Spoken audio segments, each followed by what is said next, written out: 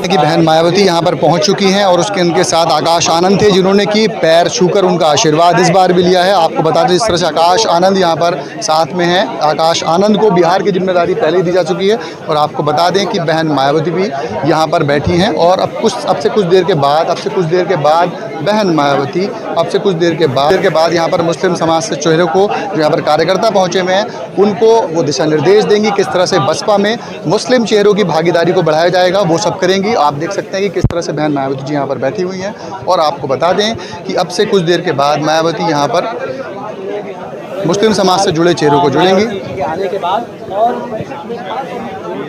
और आपको बता दें कि यहाँ पर जिस तरह से आज ये बैठक का आयोजन किया गया था, उस बैठक में बहन मायावती मंडल स्तरीय बैठक करने की कोशिश कर रही हैं, जिसमें मुस्लिम समाज की भागीदारी को बढ़ाने की बात करेंगी। आपने देखा कि बहन मायावती यहाँ पर पहुँच चुकी हैं और मंडल स्तरीय ये बैठक है। और उस मंडल स्तरीय बैठक में जिस तरह से बहन मायावती यहाँ पर संबोधित करेंगी और मुस्लिम समाज से जुड़े चेहरों को वो यहाँ पर जोड़ने की कोशिश करेंगी। आपको बता दें, लगभग 1.5 दशक के बाद बहन मायावती 9 अक्टूबर को परिनिर्वाण दिवस के मौके पर उन्होंने रैली की थी। इस रैली में उन्होंने बड़ी संख्या में जो आह्वान किया था, बसपा कार्यकर्ताओं को पहुँचने के लिए आह्वान किया था।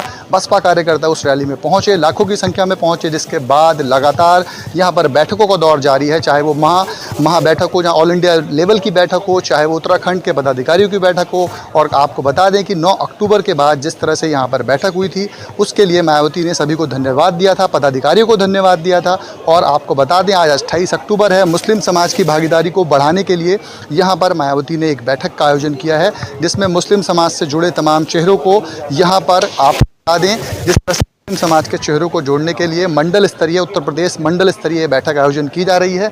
उसमें आपको बता दें कि मुस्लिम चेहरों को बड़ी जिम्मेदारी दी जा सकती है। और जिस तरह से अभी बहुजन समाजवादी पार्टी में कोई भी बड़ा मुस्लिम चेहरा नहीं है, उसको देखते हुए भी यहाँ पर बहन मायावती कई मुस्लिम चेहरों को कोई बड़ी जिम्मेदारी दे सकती हैं। और उस बड़ी जिम्मेदारी में क्या होगा, ये तो बैठक के बाद ही मालूम पड़ेगा। मगर आपको ये भी बता दें कि जिस तरह से बहन मायावती लगातार बैठकों का दौर जारी कर रही हैं, चाहे वो ऑल इंडिया लेवल की बैठक हो, यहाँ पर पदाधिकारियों की बुलाई गई थी, उसके पहले धन्यवाद देने के लिए पदाधिकारियों की उत्तराखंड और उत्तर प्रदेश के पदाधिकारियों की बैठक बुलाई गई थी। 9 अक्टूबर को परिनिर्वाण दिवस के मौके पर मायावती तकरीबन 1.5 दशक के बाद अपने किले से बाहर निकली थी।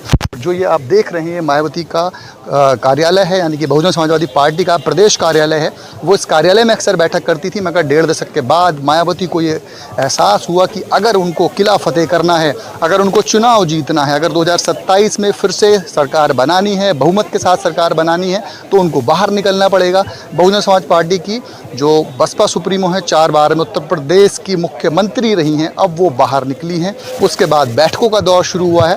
तो आपको बता दें कि जिस तरह से बिहार में कुछ दिनों के बाद ही प्रथम चरण का जो चुनाव होना है, उसके लिए आकाश आनंद को जिम्मेदारी दी गई है। चुनाव के बाद ये तय होगा कि आकाश आनंद का कद किस तरह से बढ़ाया जाए या घटाया जाए।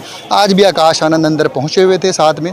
जिस तरह से बसपा सुप्रीमो मायावती के हर बार वो पैर छूते हैं, इस बार भी उन्होंने पैर छुए हैं। और आपको बता दें कि बसपा सुप्रीमो मायावती आज इस बैठक में ये तो तय है कि मुस्लिम समाज की भागीदारी बढ़ाने के लिए जिस तरह से इस बैठक का आयोजन कर रही हैं, चाहे वो जिस तरह की मंडल स्तरीय बैठक उत्तर प्रदेश में बुलाई गई है, तमाम लगभग सभी जिलों से यहाँ पर उत्तर प्रदेश के तमाम मुस्लिम चेहरे यहाँ पर पहुँचे हैं। और मायावती जो कयास लगाए जा रहे हैं, यहाँ पर बड़े मुस्लिम चेहरों को बड़ी जिम्मेदारी देंगी। उसके बाद ये देखना होगा कि मायावती और बसपा सुप्रीमो यानी कि बहुजन समाजवादी पार्टी का कद किस तरह से बढ़ेगा, ये देखने वाली बात होगी। अपनी सहयोगी प्रियंका के साथ कंट्री इनसाइड न्यूज़, लखनऊ।